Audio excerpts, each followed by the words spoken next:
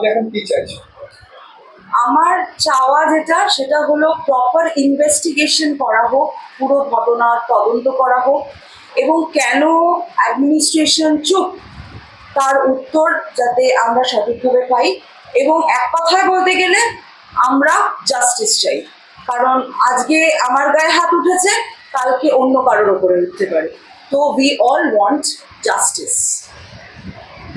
আপনার কি এমন ঘটেছিল, যদি সেটা বিস্তারিত বলতে পারেন? গতকাল আমি সকাল 10টা-12র মধ্যে ডিপার্টমেন্টে ঢুকে যাই, এবং ঢোকার পরে আমার পাশেই বসে আছেন রনিতা ভট্টাচার্য, উনিও এখানে ছিলেন।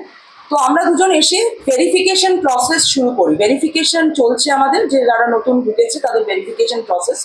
তার কিছুক্ষণ বাদে, মানে 11টা, 11:30 নাগাদ এখানে সাবেরা শর্মা বাসু ঢোকেন, এবং উনি যখনই ডিপার্টমেন্টে ঢোকেন উনি একটি কেওটিক সিচুয়েশন ক্রিয়েট করার জন্যই আসেন। অন্য সময় উনি আসেন না, উনি অন্য ডিপার্টমেন্টে গিয়ে বসে থাকেন, গল্প করেন, বাড়ি চলে যান।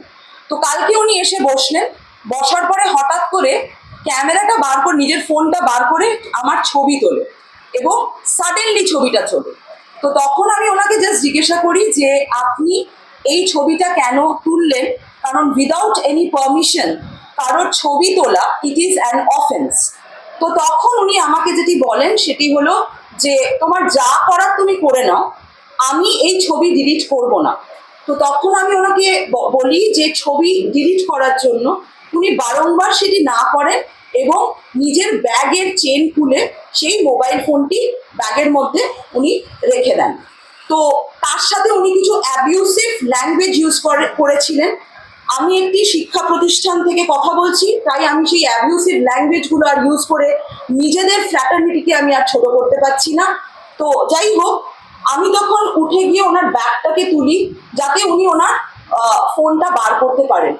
উনি তারপরে যেটি করেন, আমার হাত বিভৎস রকম ভাবে ধরে আমাকে বলা হয় চিফ। যখন এই কথাটা বলে তখন আমি বললাম ডিপার্টমেন্টে 5জন ফ্যাকাল্টির সামনে তোমার ব্যাগে আমি হাত দিয়েছি যাতে ওই মোবাইল ফোনটি বার করে ছবিটা ডিলিট করা হয়, আর আমার ছবি নেওয়াটা it is an offence, it is a crime, এই কথাটা আমি বলি। এবং তখন উনি আমাকে বেসিক্যালি ফিজিক্যালি অ্যাবিউজ করেন। You can see the marks here, যে কিভাবে উনি ফিজিক্যালি আমাকে অ্যাসল্ট করেন।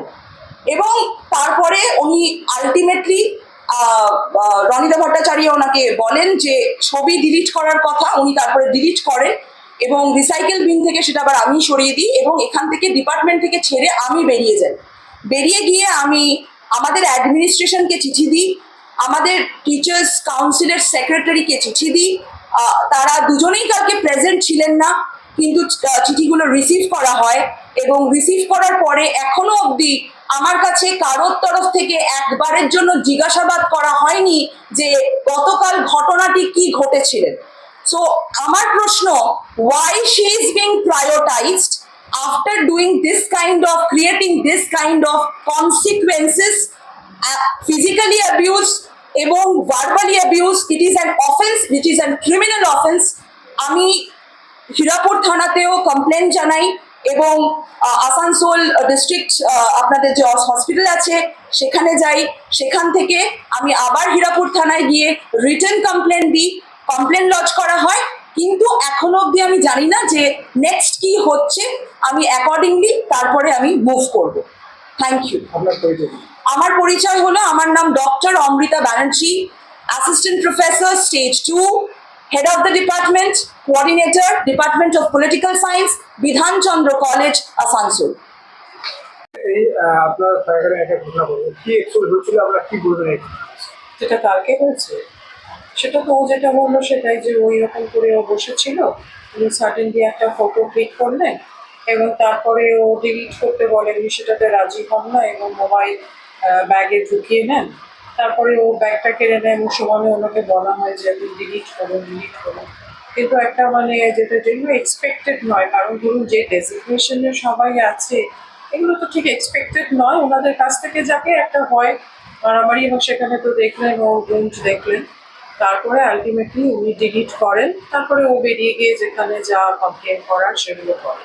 তো এই ধরনের যদি শিক্ষাকর্মীদের সাথে যদি একদম নিজেদের মধ্যে যদি আগে ছাত্রছাত্রীদের কাছে কি বার্তা পৌঁছাবে? সেটাই তো আমাদের তো সেটাও প্রশ্ন, সেই প্রশ্নটা তো আমাদের। She is incompetent. ছাত্রছাত্রীদের কাছে কি বার্তা পৌঁছেছে, এবং তাদের কাছে আলোচনা হয়েছে যে ম্যামরা মারামারি করেছে, 5জন ম্যাম যারা এটা নিয়ে যাতায়াত করেছেন।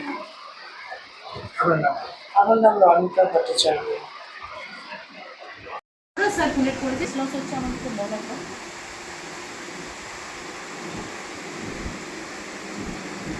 পরে সেই ভয় পায়, কারণ উনি এরকম না আসেন এবং কোনো রকম সেটা হলো তার সাথে মঞ্জু গড়াই ভীষণই অবাধ্য এবং তারও পুরোটাই মার্জিত নয়।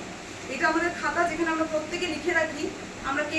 আজ কালকে স্যার কিছু একটা ঘটনা হয়েছে, হ্যাঁ, ঘটনাটা সে তো আমি শুনলাম। উনি না উনি একজন বসে আছেন, তো আপনি এটাতে কি বলতে চাইছেন? আমি এটাতে বলতে চাইছি যে কলেজ খুব দ্রুততার সাথে আজকে ফার্স্ট হাফে এসে জামশেদবাবু আমাদের যে এটা কনভেনার আর কি, কমপ্লেন সেলের কনভেনার, তাকে ডেকেছি। আগামীকাল মিটিং ডাকা হয়েছে, ঠিক আচ্ছা। আছে? হুম। আগামীকাল মিটিং ডাকা হয়েছে এবং আগামীকাল মিটিংয়ে যে পর্যালোচনা হবে, অমৃতা ম্যাডাম যেভাবে অভিযোগ করেছেন এবং উনি যেভাবে মানে হ্যাকেল হয়েছেন, কি পুঙ্খানুপুঙ্খ বিচারের পরে আমরা নিশ্চয়ই প্রশাসনিক দিক থেকে যেটা করার, এখন কলেজে গভর্নিং বডি নেই, অ্যাডমিনিস্ট্রেটরকে জানাবো, অ্যাডমিনিস্ট্রেটরকে জানিয়ে আমি মঙ্গলবার কি বুধবার দিন অ্যাডমিনিস্ট্রেশনের কাছে যাবো, তারপর যা পরবর্তী পদক্ষেপ সেটা তো নিশ্চয়ই গ্রহণ করতে হবে, কারণ কোনো শিক্ষা প্রতিষ্ঠানে তো এটা চলবে না। স্যার আপনার নাম? আমার নাম ফাল্গুনী মুখোপাধ্যায়। স্যার আপনি এখানকার প্রিন্সিপাল? বললেন? আপনি এখানকার কি আমি প্রিন্সিপাল? এখানকার principal। ঠিক। অমৃতা। হ্যাঁ, একটু 5 মিনিটের মধ্যে ঢুকতে হবে, কারণ ওনার বাইক নেওয়ার জন্য উনি এসেছেন। ঠিক আছে।